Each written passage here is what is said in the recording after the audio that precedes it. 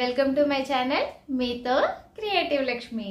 అందరూ ఎలా ఉన్నారు? బాగున్నారని అనుకుంటున్నానండి. ముందుగా మీ అందరికీ ఫ్రెండ్షిప్ డే శుభాకాంక్షలు. ఈరోజు వీడియోలో నేను ఫ్రాక్ గురించి కటింగ్ అండ్ స్టిచ్చింగ్ ఈజీగా ఎలా డిజైన్ చేసుకోవాలనేది చూపించాలనుకుంటున్నాను.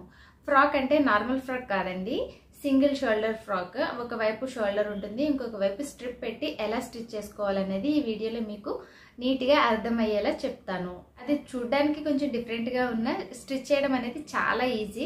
ఇంకా ఆలస్యం చేయకుండా వీడియో చూసేద్దాం.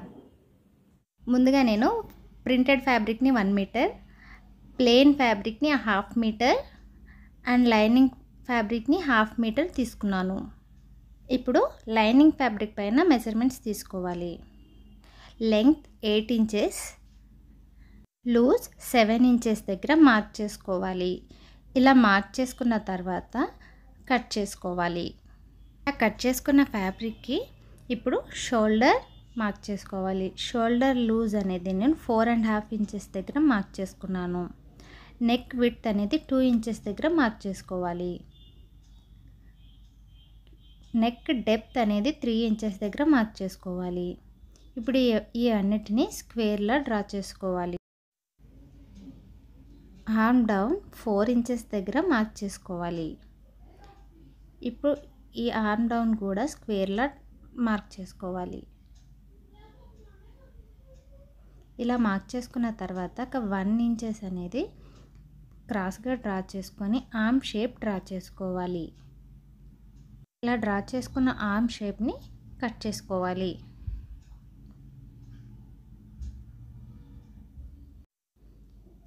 ఇలా కట్ చేసుకున్న తర్వాత కింద వేస్ట్ దగ్గర ఒక 1 ఇంచ్ అనేది ఇలా క్రాస్గా డ్రా చేసుకోవాలి. ఇలా డ్రా చేసుకోవడం వల్ల షేప్ అనేది చాలా నీట్గా వస్తుంది. సైడ్లో 2 వైపులా కిందికి జారిపోకుండా నీట్గా ఉంటుంది.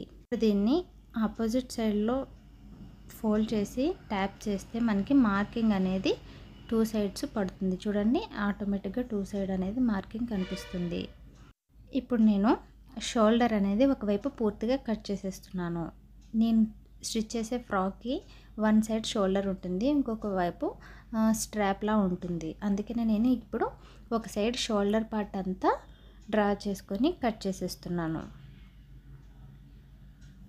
ఇలా మొత్తం నేను లైనింగ్ ఫ్యాబ్రిక్ పైన మెజర్మెంట్స్ తీసుకొని కట్ చేసేసుకున్నాను. ఇలా కట్ చేసుకున్న తర్వాత మెయిన్ ఫ్యాబ్రిక్ని ఈ లైనింగ్ ఫ్యాబ్రిక్ మెజర్మెంట్స్ తీసుకున్నాం కదా,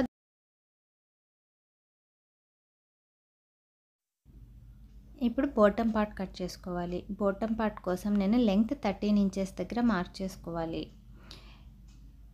ఈ 2 ఫోల్డింగ్స్ ఉన్నాయి, అంటే front side back side 13 inches లెంగ్త్తో నేను కట్ చేసేసుకున్నాను. 1 మీటర్ ఫ్యాబ్రిక్ ఉన్నాను కదా, సేమ్ 1 మీటర్ ఫ్యాబ్రిక్ని ఫోల్డ్ చేసుకొని లెంగ్త్ అనేది కట్ చేసేసుకోవాలి. ఇప్పుడు స్టిచ్చింగ్ చూద్దాం. మెయిన్ ఫ్యాబ్రిక్ పైన లైనింగ్ ఫ్యాబ్రిక్ని పెట్టి అప్పర్ స్టిచ్ అనేది వేసేస్తున్నాను. ఇక్కడ నేను నెక్ కానీ ఆర్మ్ రౌండ్ కానీ ఎలాంటి క్లాత్ పీసు విడిగా నెక్ అటాచ్ చేయకుండా ఈ మెయిన్ ఫ్యాబ్రిక్తోనే నెక్ ఆర్మ్ రౌండ్ అనేది స్టిచ్ చేసేస్తున్నాను. చూడండి, ఇలా పైన స్టిచ్ చేసిన తర్వాత ఉల్టా చేసి పైన ఇంకొక స్టిచ్ వేస్తే స్టిచ్ అనేది చాలా నీట్గా వస్తుంది.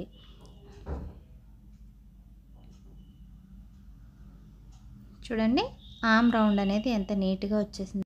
2 వైపులు స్టిచ్ చేసుకున్న తర్వాత షోల్డర్ అనేది జాయింట్ చేసుకోవాలి. ఇక్కడ చూపిస్తున్నట్టు షోల్డర్ని జాయింట్ చేసేసుకోవాలి. ఇంకా నేను నెక్ అనేది స్టిచ్ చేయలేదు, షోల్డర్ డబుల్ స్టిచ్ వేసుకున్నాను. షోల్డర్ జాయింట్ చేసుకున్న తర్వాత నెక్ చుట్టూ నేను ఇలా ప్లీట్స్ పెట్టుకోవాలనుకుంటున్నాను. దీనికోసం ఒక 2 ఇంచెస్ విడ్త్ ఉన్న ఫ్యాబ్రిక్ని మనం కింద బాటమ్ పార్ట్లో ఏ ఫ్యాబ్రిక్ అయితే యూస్ చేసామో అదే ఫ్యాబ్రిక్ని ప్లీట్ సైజుని బట్టి మనకి ఎంత సైజ్ కావాలంటే అంత సైజ్ తీసుకోవచ్చు. తీసుకున్న ఫ్యాబ్రిక్కి ఒకవైపు నార్మల్ స్టిచ్ వేసుకోవాలి. ఇప్పుడు దీన్ని నేను ఏం చేస్తున్నానంటే ఆపోజిట్ సైడ్, అంటే లోపల సైడ్ నుంచి నేను ప్లీట్స్ అనేవి పెట్టుకుంటున్నాను. ఇక్కడ చూసినట్టయితే పైన వైపు కాకుండా లోపల వైపు నుంచి ప్లీట్స్ అనేవి పెట్టుకోవాలి. ఇలా మొత్తం నెక్ రౌండ్ అంతా, అంటే నెక్ ప్లస్ ఒకవైపు ఆర్మ్ రౌండ్ వరకు ప్లీట్స్ అనేవి పెట్టేసుకోవాలి. ఇలా పెట్టుకున్న తర్వాత దీన్ని రైట్ సైడ్ వైపుకి ఇలా ఫోల్డ్ చేసుకొని అప్పర్ స్టిచ్ అనేది వేసుకోవాలి. చూడండి, రైట్ సైడ్ వైపుకి లోపల నుంచి ఫోల్డ్ చేసుకోవాలి, బయట వైపుకి ఫోల్డ్ చేసుకోవాలి. ముందు మనం అటాచ్ చేసినప్పుడు లోపల నుంచి అటాచ్ చేసాం కాబట్టి ఫోల్డ్ చేసినప్పుడు బయట వైపుకు వస్తుంది. ఇలా నెక్ రౌండ్ అంతా అప్పర్ స్టిచ్ అనేది వేసుకుంటే ప్లీట్స్ అనేవి కింద వైపు దిగుతూ చాలా నీట్గా కనిపిస్తాయి.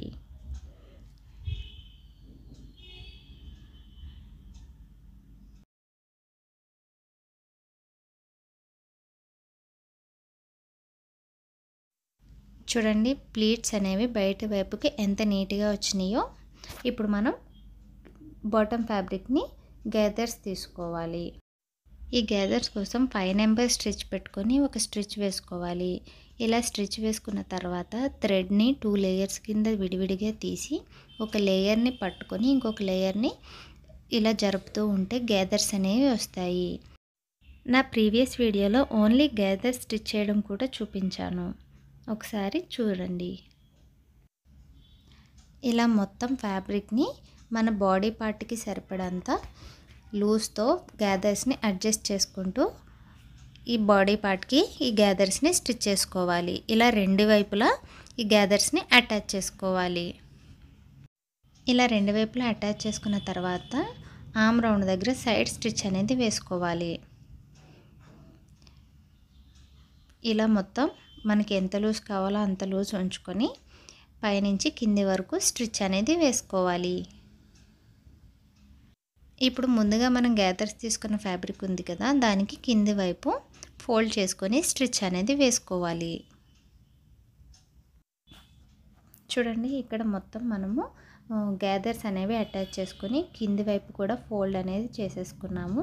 మ్యాక్సిమం మన ఫ్రాక్ అంతా రెడీ అయిపోయింది. ఇప్పుడు ఒక స్ట్రిప్ అనేది సెకండ్ సైడ్ ఒక స్ట్రిప్ అనేది స్టిచ్ చేస్తున్నాను. ఇలా ఫోల్డ్ చేసుకొని స్టిచ్ చేసి రివర్స్ చేసుకోవాలి. ఇలా రెడీ చేసుకున్న స్ట్రిప్ని మనం సెకండ్ షోల్డర్ వైపు స్టిచ్ చేసుకోవాలి. చూడండి, నేను ఫ్రంట్ సైడ్ వైపు ఈ స్టిచ్ అనేది వేసేస్తున్నాను. ఇలా ఫ్రంట్ సైడ్ స్టిచ్ చేసుకోవాలి. ఫ్రంట్ వైపు స్టిచ్ వేసుకున్న తర్వాత బ్యాక్ సైడ్ బటన్ వేసుకోవాలి. ఇలా బటన్ వేసుకోవడం వల్ల మనం వేసుకునేటప్పుడు పిల్లలకి ఈజీగా వేసుకోవచ్చు.